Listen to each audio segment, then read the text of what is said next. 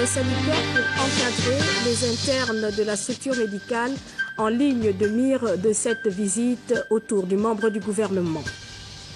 Olam présente au gouvernement la diversité de son action économique autour du ministre de l'Industrie.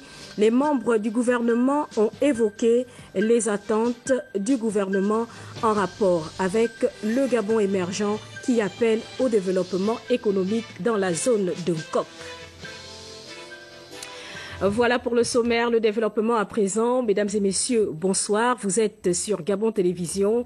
Bienvenue à cette édition d'information. Je le disais il y a un instant, visite du ministre de la Santé, le professeur ministre Léon Nzouba, sur les installations de l'hôpital régional de Mélène. Après les efforts consentis par la première dame, Sylvia Bongo-Ondimba, le ministre de la Santé salue l'action de solidarité d'une association étrangère qui vient apporter sa contribution au traitement et à l'encadrement médical des internes de cette structure, des malades parfois économiquement seuls.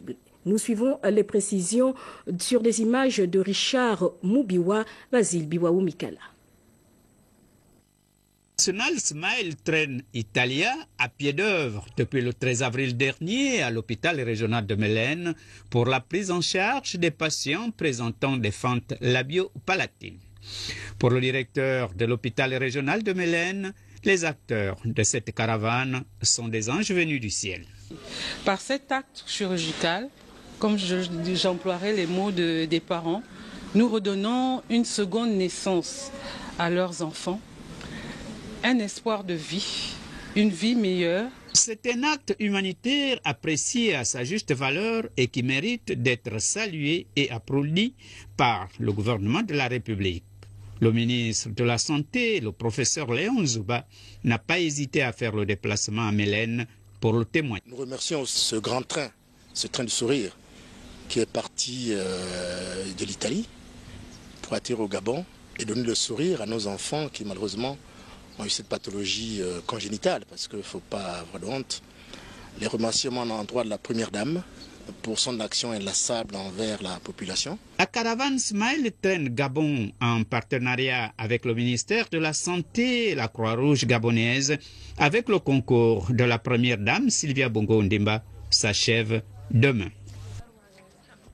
Olam présente ses actions prioritaires aux membres du gouvernement autour du ministre de l'Industrie. On a évoqué les priorités du gouvernement de mission en même temps que la diversité économique. Olam, opérateur économique qui participe ainsi à l'action du Gabon émergent et de ses actions prioritaires en matière d'économie qui figurent en ligne de mire du plan stratégique de développement Gabon émergent. Les précisions de Tassiana Minko, Jean-Pierre Moussoamidi Timboui.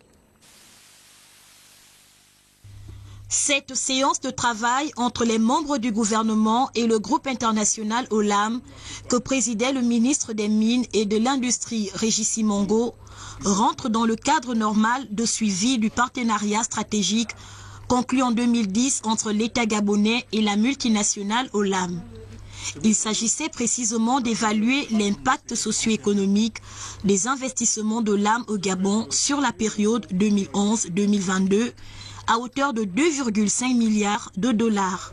Il est question de voir l'impact des projets d'Olam sur l'économie gabonaise, sur le domaine social, au niveau de la formation, au niveau de l'économie. Comme vous le savez, le chef d'État a signifié au peuple gabonais sa volonté de faire du Gabon un pays émergent à l'horizon de 2025. Pour le faire, il faudrait parvenir à une forte croissance de l'économie, surtout une croissance diversifiée. C'est dans ce sens que le Gabon, le gouvernement, sur le chef de l'État, fait tout pour attirer l'investissement direct étranger. Le gouvernement a demandé à un cabinet de conduire une étude pour voir comment maximiser le développement accéléré de certains projets économiques du groupe Olam. Ce vaste programme d'investissement vise à passer d'une économie gabonaise peu créatrice d'emplois à une économie diversifiée. Ce sont des projets ambitieux le gouvernement doit tout faire pour se préparer à la mise en œuvre de ces projets. Parce qu'inévitablement, pour l'implantation de ces différents projets, il faudrait une main-d'œuvre déjà importante et qualifiée.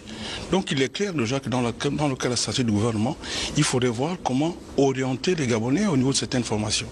Par exemple, dans le cas de l'usine d'engrais qui sera à Port-Gentil, qui va nécessiter un investissement élevé de près de 1,5 milliard de dollars, avec bien sûr aussi une formation précise.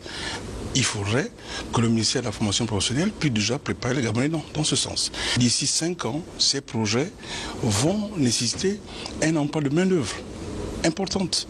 Tenant compte des recommandations de l'étude, les membres du gouvernement, au sortir des travaux, ont décidé de renforcer le dispositif de gouvernance du programme d'investissement de l'âme au Gabon par la mise en place d'un comité de pilotage.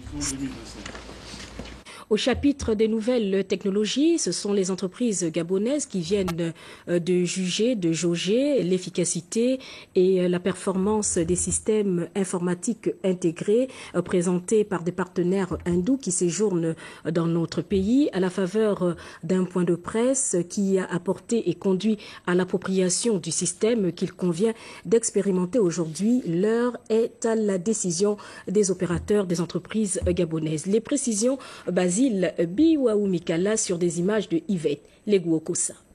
La plateforme Apex Softcell, une entreprise hindoue spécialisée en informatique, prospecte le marché gabonais.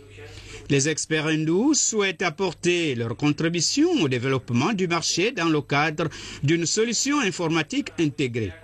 L'avantage de ce système est de permettre aux entreprises de trouver des opportunités pour augmenter le volume de transactions. Chose vue et entendue. Ils ont une expérience de plus de 20 ans dans le métier et ils ont commencé à développer leur programme eux-mêmes. Et leur programme est basé sur la dernière technologie de Oracle. Donc c'est ce qui supporte leur technologie. Donc, et ils ont la possibilité, comme c'est eux-mêmes qui écrivent leur programme, ils ont la possibilité de moduler les systèmes pour que ça s'adapte aux besoins. Si c'est un intermédiaire qui veut leur système, ils vont l'adapter à la taille de l'intermédiaire. Si c'est la bourse des valeurs qui veut le système, ils vont l'adapter. Si c'est l'autorité de régulation qui veut le système, ils vont aussi l'adapter pour permettre une bonne surveillance. Ayant une expertise avérée, les opérateurs économiques hindous ont déjà fait leurs preuves en Asie, en Afrique de l'Est et pourquoi pas en Afrique centrale. Puisqu'on parle d'entreprise, restons sur le volet cap à Port-Gentil pour évoquer ce séjour du Centre de développement des entreprises, CDE, qui installe progressivement ses bureaux sur l'ensemble du territoire national à Port-Gentil, dans la capitale économique. Autour d'Alfred Diabonda, on a évoqué les possibilités, les opportunités d'affaires. C'est une invitation aux managers de produire la richesse dans notre pays. Les précisions de Patrick Simangoy, les images d'Arnaud Mingué. Après Mouila, dans la province de Langounié, la capitale économique gabonaise reçoit à son tour le centre de développement des entreprises pour encadrer les opérateurs économiques et faciliter et accompagner les compatriotes dans la création des entreprises. L'audience accordée par le gouverneur de la province de l'Ogooué-Maritime, Léonard Diderot Moutinga Kibila, à la délégation du CDE, conduite par le directeur général Alfred Ndiabanda, a permis de faire le tour de la question. Le gouverneur de l'Ogooué-Maritime a salué cette nouvelle orientation économique insufflée par le chef de l'État. La mairie de Port-Gentil entend également apporter tout son soutien au CDE en tant que relais de la politique économique du chef de l'État. Le maire Bernard Aperano, en recevant les membres du CDE, a dit croire en une seule vision, une seule pensée, celle du développement de la ville de Port-Gentil, convaincu que c'est une démarche responsable. À la mairie du 1er arrondissement, le gouverneur de l'Ogooué-Maritime et le maire de Port-Gentil ont tous les deux pris une part active à la cérémonie d'installation du représentant provincial du CDE. Les chefs de services provinciaux et les autorités militaires sont venus ici découvrir Patrice Mbazim, installé dans ses nouvelles fonctions par le directeur général du CDE. Sidonie Oyono, la gestionnaire, a également pris ses fonctions devant ce parterre d'officiels, parents et amis. Qu'il me soit permis, en cette circonstance toute particulière, d'exprimer ma profonde gratitude aux plus hautes autorités de la République, en tête desquelles le président de la République, son Excellence Ali Bongo Ondimba. Monsieur le directeur général, les fonctions auxquelles j'accède aujourd'hui sont à la fois exaltantes et complexes.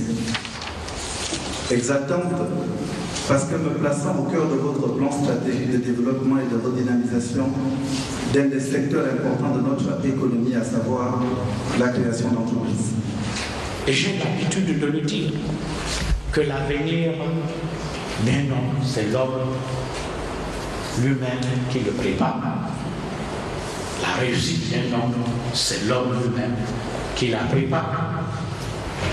L'échec d'un homme aussi, c'est l'homme lui-même qui le prépare. Donc, vous avez toutes les cartes dans vos mains. À vous de mettre toute votre intelligence, toute votre probité morale pour bien les placer. C'est au pied du mur qu'on voit l'efficacité du maçon. Le sens élevé de la chose publique, la compétence, la disponibilité et la fidélité doivent désormais guider l'action du représentant du CDE pour la province de l'Ogooué-Maritime. Le centre de développement des entreprises à Port-Gentil apporte naturellement une valeur ajoutée au climat des affaires, jugé déjà important dans la capitale économique. Reste aujourd'hui avec l'implantation du CDE de matérialiser les missions et attentes pour ce centre récemment créé par la volonté du président de la République. Je le disais déjà, Patrick Simangoy le confirme. Ils sont venus apprendre et comprendre sur le centre de développement des entreprises créé par le chef de l'État Ali Bongo Ondimba en 2010 dans la ville de Port-Gentil lors des conseils des ministres délocalisés. Ils ont fait l'autopsie de leurs problèmes. Les opérateurs économiques exerçant à Port-Gentil ont dénoncé l'asphyxie dont ils sont victimes à cause de la parafiscalité, des contrôles intempestifs souvent opérés par des faux contrôleurs. Autre préoccupation, le non-octroi des marchés publics aux PME locales. Bref, tout ou presque a été porté à l'attention du directeur général du Centre de développement des entreprises. Mon entreprise a 10 ans d'existence aujourd'hui. Ma préoccupation première, et certainement avec moi beaucoup d'autres entrepreneurs sur la place, c'est comment créer, redynamiser la création d'entreprises alors qu'il y a des entreprises qui existent et qui vivent dans des difficultés innommables. Je vois que la volonté du directeur général, il a eu une volonté de vouloir impulser les jeunes entreprises gabonaises et tout ça, aller de l'avant. Aujourd'hui, nous avons été très gratifiés et très informés, sinon parfaitement éclairés par rapport à la démarche ou encore aux actions que nous devons mener pour que nous puissions émerger. Les plus hautes autorités de la République prennent en compte le souci de développement du tissu industriel gabonais. Le tissu industriel gabonais passe par le développement des PME et le centre de développement des entreprises s'inscrit dans cet objectif tout à fait louable et qui conduira aussi à terme, comme vous le savez très bien, par le biais du développement à la réduction de la pauvreté. Cet échange riche en enseignements a eu le mérite de déboucher sur des propositions concrètes allant dans le sens de l'amélioration du climat des affaires à Port-Gentil et au Gabon.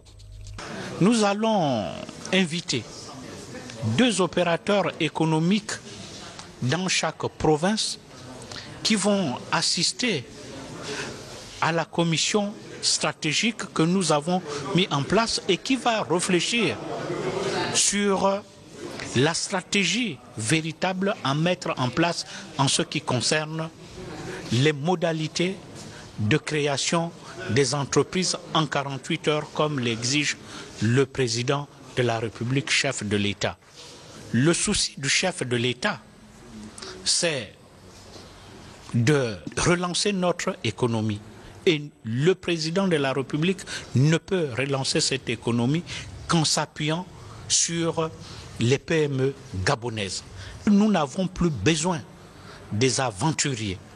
Et sur ce point, nous étions d'accord et les opérateurs économiques m'ont signifié qu'ils sont prêts à accompagner le chef de l'État dans sa politique. Nous allons, je crois, organiser un grand forum économique au Gabon en matière de création d'entreprises et d'appui, et ça c'est très important, et d'appui aux opérateurs économiques gabonais et plus précisément aux PME, PMI. Après Mouila et Port-Gentil, la délégation du Centre de développement des entreprises est attendue dans la province du Wellington.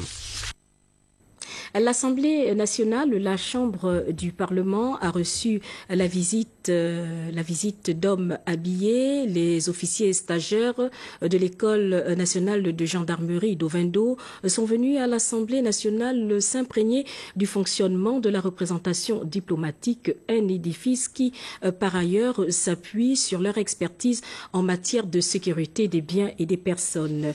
Pour les précisions, Henri Nestor Ndjavé, Amédée Bavongo. Il n'y a que des stagiaires gendarmes, 5 stagiaires gendarmes de la République du Gabon et un de nos camarades qui est gendarme au Bénin. Et c'est dans le cadre de leur formation au diplôme d'état-major gendarmerie et dans le cadre de leur future fonction à servir au sein des états-majors, notamment les états-majors auprès du commandant en chef de la gendarmerie, que nous avons sollicité ces visites simplement pour leur faire découvrir les grandes institutions du pays et puis les modes de fonctionnement de ces institutions et puis surtout le rôle que pourraient avoir les gendarmes et les états-majors de la gendarmerie vis-à-vis de ces institutions. Face au directeur général des services législatifs, enseignant universitaire Edmond Soumouna, et du directeur du bureau militaire, le lieutenant-colonel Ahmed Alphonse Tsamba Pondo, les officiers stagiaires à travers des exposés non exhaustifs. Le jeu des questions-réponses ont été édifiés sur le fonctionnement de l'Assemblée nationale, le rôle des députés qui se font accompagner pour la circonstance des fonctionnaires de l'administration organisés autour du secrétariat général.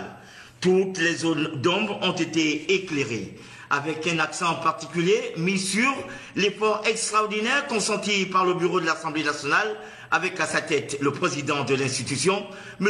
Gizouba Dama, qui s'attelle à offrir à la nation tout entière une Assemblée nationale représentative, résolument engagée à répondre aux aspirations des populations gabonaises. Au terme de cette visite guidée, aussi bien à l'hémicycle, aux archives, à la bibliothèque et au service des lois, le directeur des études de l'École nationale de gendarmerie parlera de journées riches en enseignements et finalement très fructueuses pour l'ensemble des officiers stagiaires. Nos remerciements s'adressent bien évidemment en premier lieu à Monsieur le Président de l'Assemblée nationale qui nous a fait l'honneur de nous accorder le droit de cette visite, mais également à vous-même, Monsieur Edmond Soumouna, directeur général des services législatifs, et à vous, mon colonel, lieutenant-colonel Ahmed Alphonse Tsamba Pondo, qui nous avez fait l'honneur de nous accueillir et offert une visite de grande qualité, particulièrement riche en enseignements, intéressante et enrichissante. Il faut préciser que quelques jours auparavant, ce sont les étudiants de l'ENSET qui sont eux aussi venus s'imprégner du fonctionnement de la représentation nationale au regard des différents grands événements qui s'y déroulent en tant que vitrine du pouvoir législatif et représentant légal du pouvoir dépositaire du peuple gabonais dans chacune des circonscriptions politiques gabonaises, élus tous au suffrage universel direct. Nous restons à la gendarmerie où 496 élèves sous-officiers connaissent une fin de stage ponctuée par des enseignements d'exécution et de commandement au camp colonel Toulekima en présence du commandant en chef Jean Ekwa, du gouverneur de la province de l'Estuaire Jacques Denis Tsanga. On a passé les troupes en revue, on a surtout découvert la nouvelle promotion de l'élite militaire. Les précisions de Rodrigue Tessa Mwanga et de Victor Moudunga. Pour ces élèves sous-officiers de gendarmerie, c'est une nouvelle vie qui commence. 500 stagiaires au total, dont 286 brevetés et 214 bacheliers.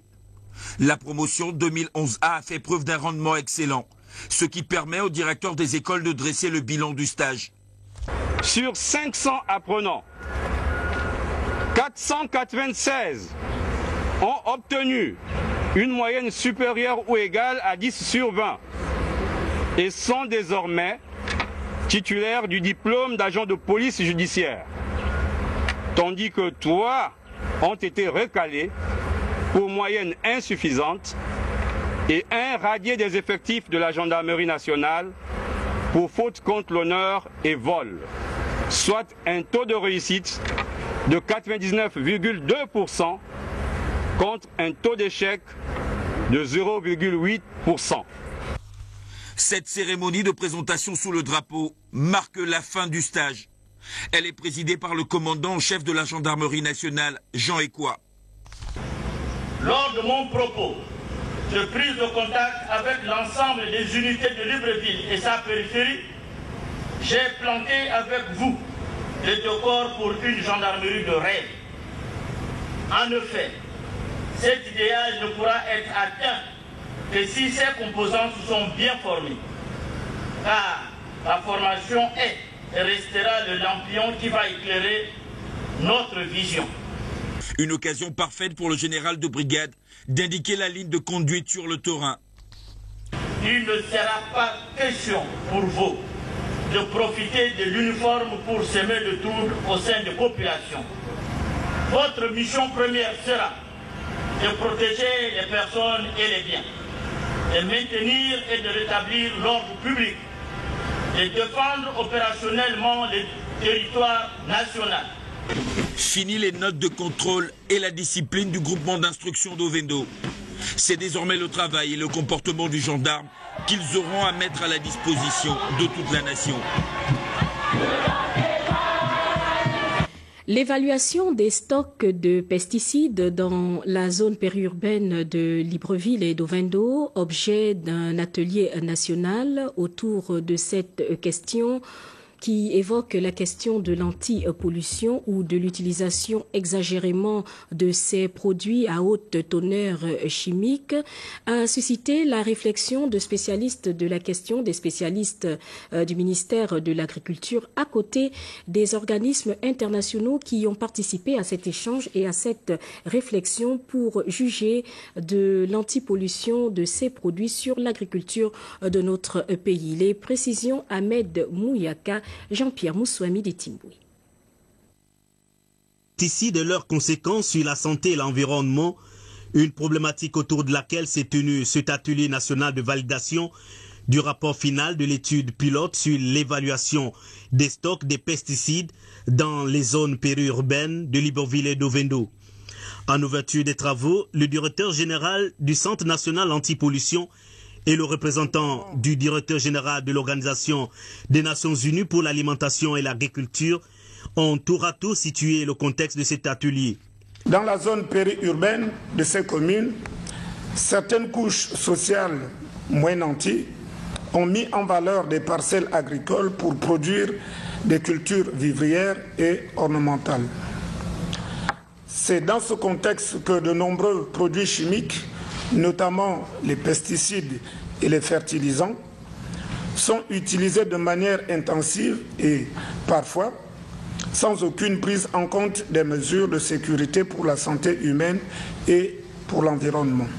La FAO, à travers son appui à la mise en œuvre de la Convention de Rotterdam, à laquelle le Gabon est partie contractante depuis le 18 décembre 2003, vise à protéger la santé de l'homme et son environnement des effets potentiels de certains pesticides hautement dangereux. La validation de cette étude pilote devra permettre un meilleur contrôle des formulations pesticides dangereuses, selon le conseiller chargé de la gouvernance environnementale, représentant le ministre du Développement durable empêché. L'étude pilote qui va être validée au cours de cet atelier est importante dans la protection des hommes et de l'environnement contre les dangers que crée l'utilisation abusive et non professionnelle des formulations pesticides dangereuses. Après une journée d'échange, quelques recommandations ont été formulées. Mettre en œuvre les actions d'encadrement, de sensibilisation et de formation des exploitants agricoles afin de minimiser les effets néfastes de ces produits. Organiser les regroupements des agriculteurs mutuels ou coopératives afin de suivre leurs problèmes de santé. Notons que cet atelier a vu la participation des diverses administrations publiques, les représentants des organisations non gouvernementales nationales et internationales. L'inventaire des stocks de pesticides. Le groupe Citibank. Au plan social, le groupe Citibank s'impose une nouvelle vocation, celle de l'entraide et de la solidarité. L'SOS Moana, l'orphelinat, a fait les frais de sentiments gratifiés en direction d'enfants, d'orphelins internés dans la structure. Pendant le séjour des banquiers qui sont venus non pas les mains vides, des présents ont été offerts pour accompagner leur quotidien tout au long de ce séjour à l'orphelinat de SOS Moana. Firmin Eric Badinga, Aldo Thierry Mandaka. Le SOS lancé par les Moana de la maison d'accueil du quartier Bellevue 1. Mue par un élan d'humanisme, cette filiale de la Citibank a fait un geste pour faire rayonner les visages de ses enfants en cette journée. Ce qui apparaît comme le fruit de la providence pour ses enfants est en fait le lancement de la Citibank Charity. Aujourd'hui, la City, le département finance de Citibank à travers le monde fête la journée pour la charité.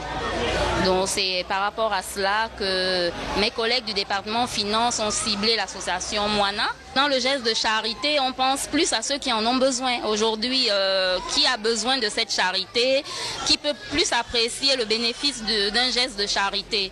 L'association, c'est une association qui s'occupe d'orphelins, d'enfants démunis, d'enfants de la rue. Et je pense que, vu la vulnérabilité de leurs conditions, ils sont plus à même de recevoir un geste de charité de notre part. Une action qui a été accueillie à bras ouverts par les responsables de l'orphelinat, pour qui l'initiative est louable.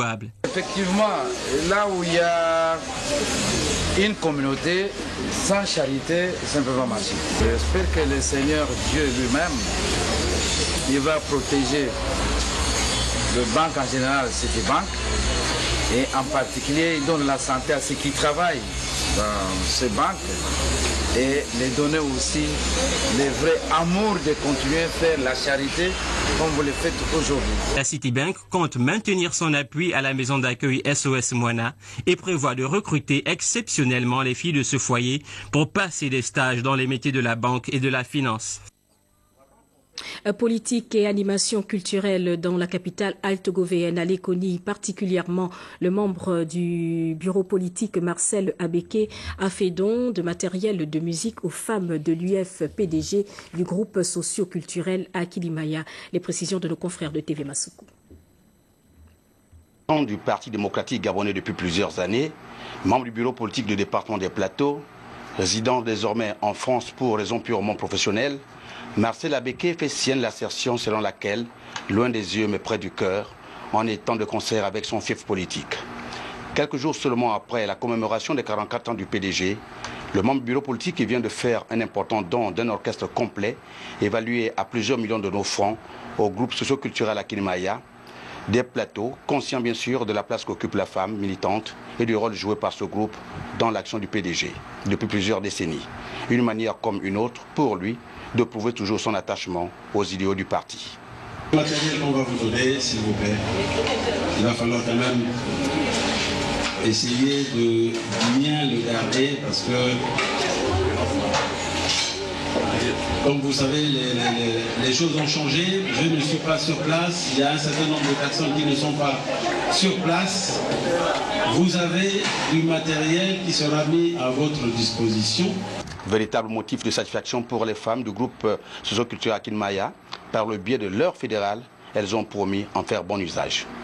Cette preuve palpable est la manifestation de votre souci pour la continuité du groupe socio-culturel Akinmaya des Plateaux qui, depuis sa création le 6 mars 1976, œuvre pour un soutien sans faille et un indéfectible attachement aux idéaux du PDG pour l'intérêt supérieur du département des Plateaux. Un plus pour cette corporation qui, dans bientôt, sera en studio pour un autre album.